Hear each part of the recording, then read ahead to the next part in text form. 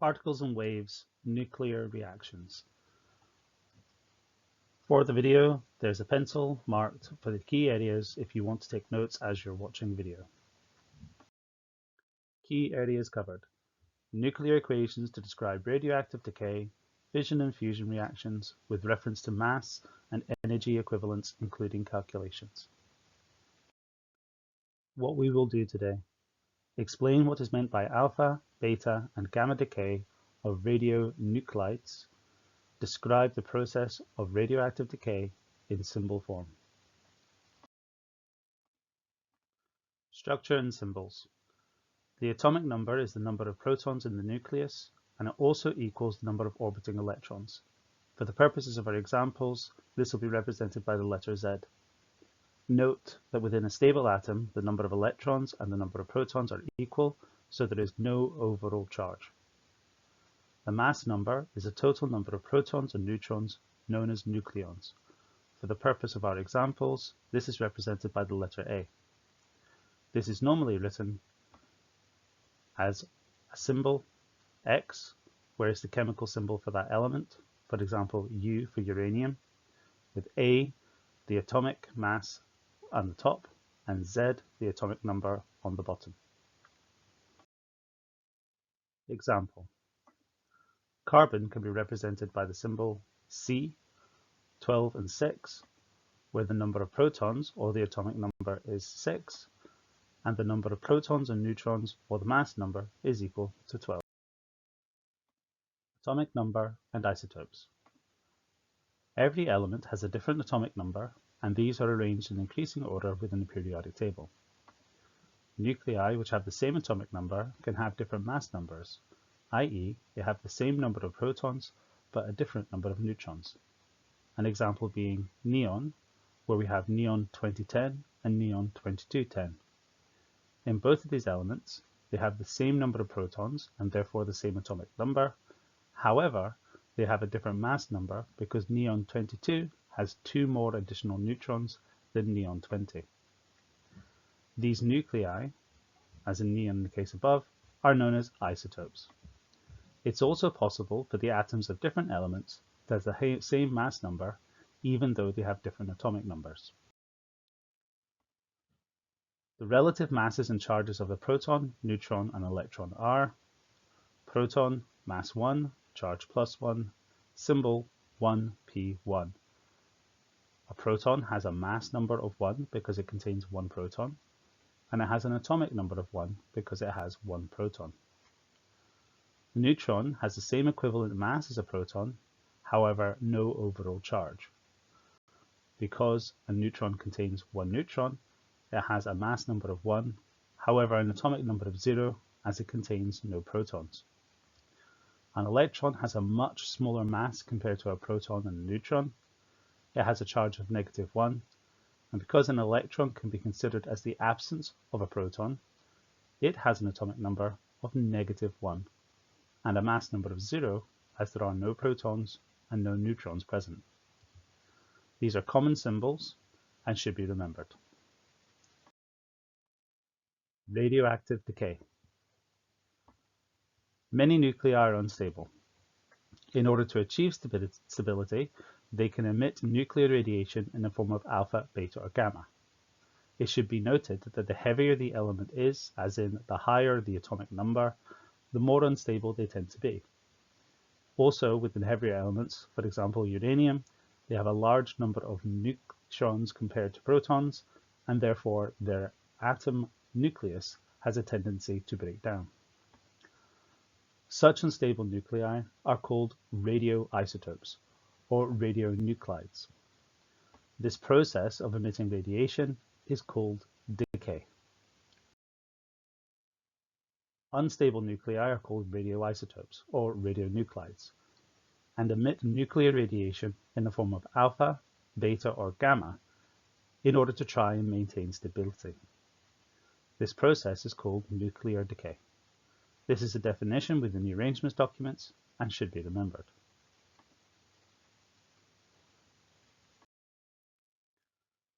As a summary for decay, we can see that we need to know what the different particles, different types of radiation are.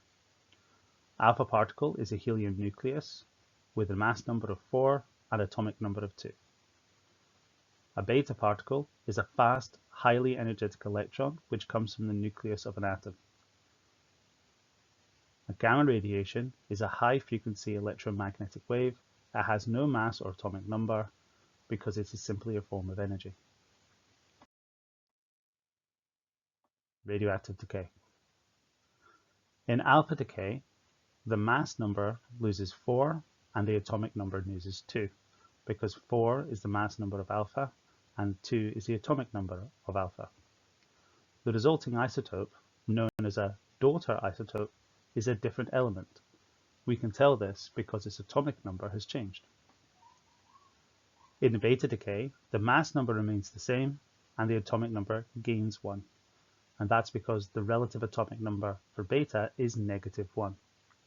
Again, a daughter isotope is generated, and it is a different element because it has a different atomic number.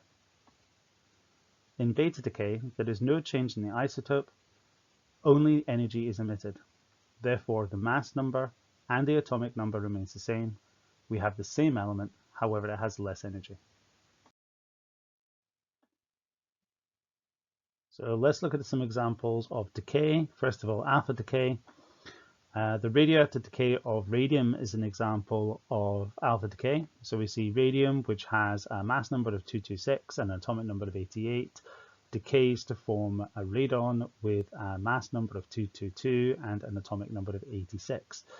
Now this happens because we see that alpha is being emitted, and if we add up the numbers here from the atomic numbers, 86 plus 2 for the radon and the helium, we end up with 88. Similarly, if we add up the 222 plus the 4, we end up with 226. So it's simply a case of balancing the equations on either side in order to determine what's being formed. And what you could be asked in a problem-solving question is to be told an element, given its atomic number and mass number, you're told alpha is being decayed, and you need to identify the element. There will be a periodic table of elements within your paper to allow you to do this. If you have a look at an example of beta decay, polonium-218 is a good example. So polonium-218 goes through beta decay and it produces astatine. So again, we see the numbers add up. On the bottom line, looking at the atomic number, we have 85 plus -1, which is equal to 84. And on the top line, 218 plus 0, this is for the mass number, is equal to 218. So we just need to make sure they balance either side. So here's an example of alpha decay. A smoke alarm contains a very small sample of the radioactive isotope americium-241, represented by the symbol shown below. You're asked to find how many neutrons are present in the nucleus of the isotope, and then determine the numbers represented by letter R and S for the element that's formed after alpha decay, and then identify the element by using the data booklet. So let's have a look at the first part. In the first part, we can see that americium has a mass number of 241. The mass number is equal to the number of protons plus the number of neutrons. The number of protons is the same as the atomic number, so that's 95. So in order to find the number of protons and number of neutrons together, we add them together to get the mass number. To find the number of neutrons, we take the mass number and take away the number of protons. So the number of neutrons is equal to 241 take away 95, because 95 is the number of protons and 241 is the number of protons and neutrons. 241 take away 95 is equal to 146. In the second part, we're shown the alpha decay. where the americium is decaying into another element T with a mass number S and an atomic number R plus our alpha particle. Remember, our alpha particle is 4 and 2. We're then asked to determine the numbers represented by R and S. Well, if the mass number was 241, in order to find S, it's 241 take away 4, which is equal to 237. The atomic number is 95, so to find the atomic number R is going to be 95 take away 2, which is equal to 93.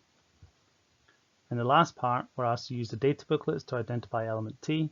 We simply look for the element with the atomic number 93. We find it's Neptunium, Np, with a mass number of 237 and an atomic number of 93.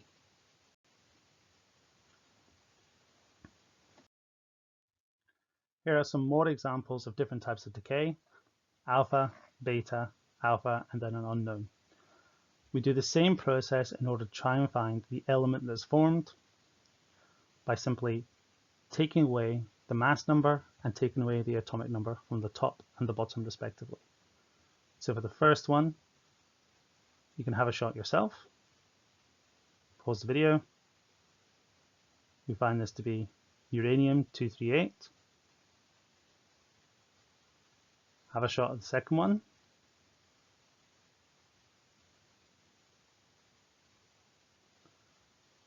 For the second one, we've got palladium-234. Now for this one, remember we had the 90 for the thorium, and we had to add 1 in order to balance out. 91 and -1 is equal to 90. We can also do this reversing. We've got our polonium. So 216 plus 4, 84 plus 2 gives us our radon, 220 and 86. And then we have heavy iron decaying to form cobalt. We see that the mass numbers are the same, which indicates this is likely beta decay, but we'll just check the atomic numbers. 26 is 27 plus -1.